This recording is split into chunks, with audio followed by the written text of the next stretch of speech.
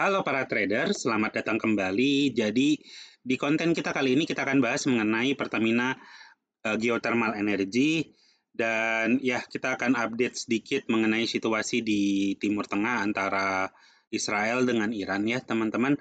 Jadi ya selamat datang kembali teman-teman dan sekarang itu hari Senin tanggal 30 jam 8.49 teman-teman. Oke. Dan sebelum kita mulai kontennya, kalian baca dulu disclaimer yang satu ini.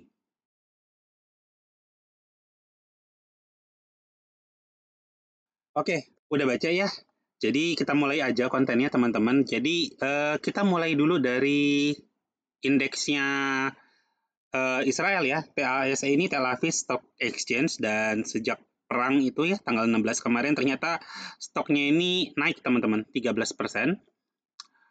Kemudian untuk Teheran sendiri teman-teman untuk untuk Iran ini aku nggak dapet ininya, datanya ini cuma merah-merah garis-garis dan ini cuma CFD-nya ya teman-teman. Jadi aku nggak bisa analis, bingung aku cara ngelihatnya. Dan kemudian untuk Dow Jones, nah ini Amerika punya pada saat tanggal 16 perang dimulai, ternyata dia juga rally, mereka juga rally 4,8% teman-teman. Kemudian untuk S&P 500 juga kurang lebih mirip teman-teman, walaupun sejak pada saat perang dia sempat turun 1% dulu, kemudian rally lagi 4%. Jadi sejak perang dimulai itu mereka sudah dapat keuntungan sekitar 3%-an nih, teman-teman. Kemudian untuk US Composite Index-nya juga mirip-mirip, teman-teman ya. Pada saat perang dia mulai, dia sempat turun sedikit, kemudian naik lagi, rally lagi. Dan untuk Hang Seng tidak terlalu terpengaruh. Pada saat perang dimulai dia turun 4%, 4,75%, hampir 5%, kemudian rally lagi 6,36%. Jadi keuntungannya mungkin cuma 1%-an dari perang. Termasuk juga untuk SSE ini Shanghai Stock Exchange itu juga kurang lebih mirip ya, dia turun 1,44%, kemudian rally lagi 3,46%. Ini mungkin sekitar dia 2% kurang sedikit. Oke, jadi teman-teman seperti yang kalian tahu tidak ada orang goblok yang mau investasi di negara yang kalah perang. Jadi saat ini situasinya adalah Israel dengan Amerika sudah dapetin apa yang mereka mau. Seperti yang kalian lihat indeksnya mereka naik, ya Tel Aviv ini naik, kemudian Dow Jones naik, ya S&P 500 juga naik. Dan sekarang yang perlu kita khawatirin adalah apakah perang ini bisa mengakomodir kepentingan dari para petingginya Iran gitu loh, para elitnya Iran ya. Kita masih khawatir Selat Hormuz ini diblokir, karena kita perlu tahu juga untuk harga minyak ini ya, ini CFD-nya minyak mentah ya. Ini juga salah satu indikator orang ngelihat harga minyak, dan kita bisa lihat harga minyak ini terus turun. Walaupun ini kayak mau terminate di sini, dia sempat mau naik ini tanggal 16 sendiri. Ini weekly ya. Coba kita ke daily.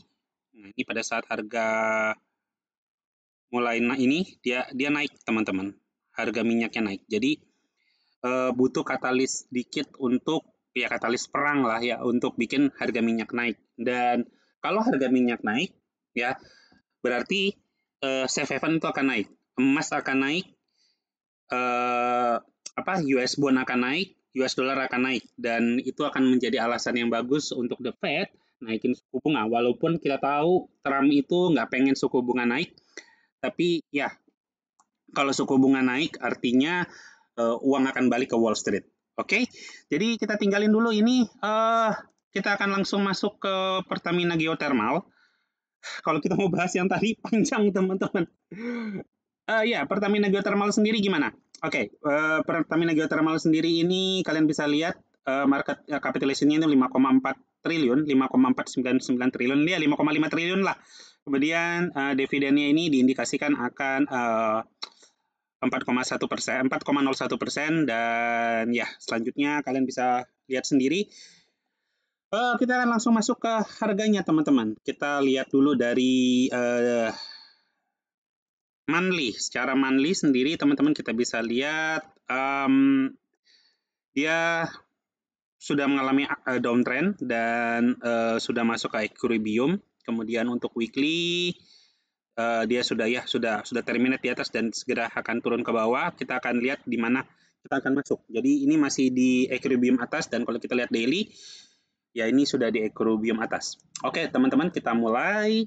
Jadi ya, di sini ada gap, kemudian di sini ada starting point juga. Di sini starting point 2 dan di sini pada saat dia berbalik arah, teman-teman, kalian bisa lihat di sini juga ada pending order yang cukup banyak ya. Dan terus dia naik lagi. Tapi begini masalahnya. PGO ini katalisnya lagi bagus, newsnya beritanya lagi bagus, ada berita mengenai Danantara, terus macam-macam lah ya. Jadi kalian bisa cek sendiri beritanya ini bagus-bagus untuk PGO. Dan sekarang enaknya kita masuk di mana, gitu kan? Jadi ada di sini aku bikin ada 4 lapisan, teman-teman.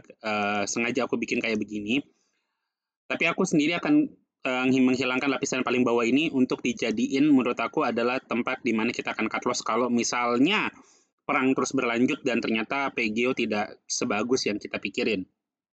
Oke, dan ternyata para bohir milih untuk mindahin aset mereka ke aset yang lebih baik gitu.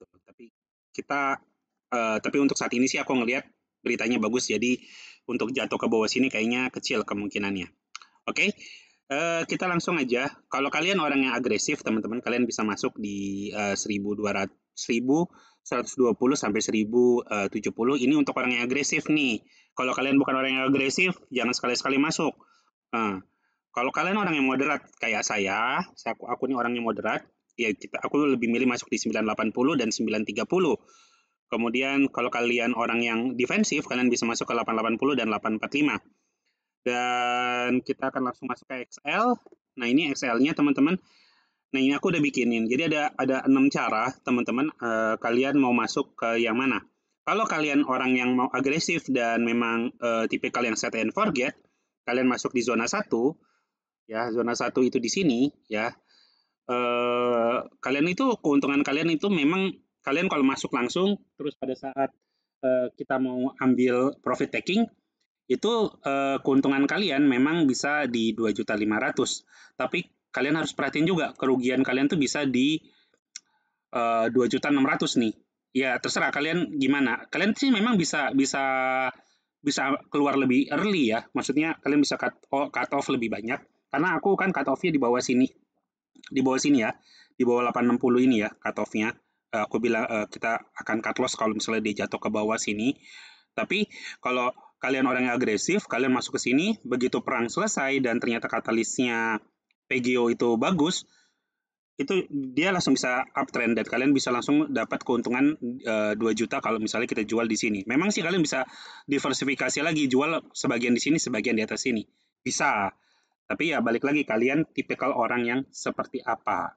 Kalian agresif, moderat atau defensif. Kalau kalian seorang yang moderat, ya memang pada saat kalau misalnya harganya masuk ke sini terus naik, kalian memang nggak dapat apa-apa gitu loh. Tapi kalau misalnya harganya turun ke bawah sini, ya, yang di orang di agresif ini udah deg-degan, kalian itu ya baru masuk dan kalian bisa lihat keuntungannya kalian itu, ya kalau misalnya dia ke 1.380, keuntungan kalian itu bisa 4 juta. Walaupun memang ya kerugian kalian kalau dia turun ke 810, kerugian kalian tuh bisa 1,4 gitu loh. Jadi ya balik lagi kalian setuju nggak sama ini? Balik lagi kalian juga bisa cut loss lebih dulu. Tapi ya kalian tipe kalian seperti apa? Terus kalau misalnya di zona 3, ya zona 3 di sini, kalian seorang yang defensif, ya keuntungan kalian memang 6 juta, bisa 6 juta, bisa 60%.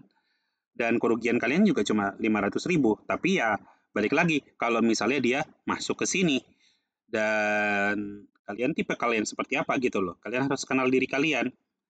Nah, sekarang ini aku tuh lebih senang strategi diversifikasi karena ya seperti yang kalian lihat, kalau misalnya kalian agresif ya kalau misalnya kalian agresif memang sih keuntungannya nggak sebanyak itu, tapi potensi kerugian kalian itu bisa berkurang jauh lebih banyak dibanding kalau misalnya tiba-tiba market crash. Kalau misalnya kalian agresif masuk semua kan kalian bisa kehilangan 2.600.000 nih. Sementara kalau kalian pakai strategi diversifikasi, ya kalian tuh cuma bisa kekurangan 1,8 gitu loh. Jadi ya balik lagi kalian tipikal yang seperti apa gitu loh. Dan kalau kalian mau dapatin rumusnya gini, ya aku bisa aja kasih tapi setelah subscribernya 10.000 lah, bantulah ini subscribe ya. Jadi kalau kalian tipikal orang yang aku tipikal orang yang defensif tapi aku mau dong dapat keuntungan juga kalau pada saat harganya masuk zona 1 terus dia mental, ya kalian bisa pakai ini strategi diversifikasi ini dan presentasinya kalian bisa rubah-rubah sendiri kalau misalnya kalian itu seperti kalau misalnya ini aku kasih ke kalian gitu loh.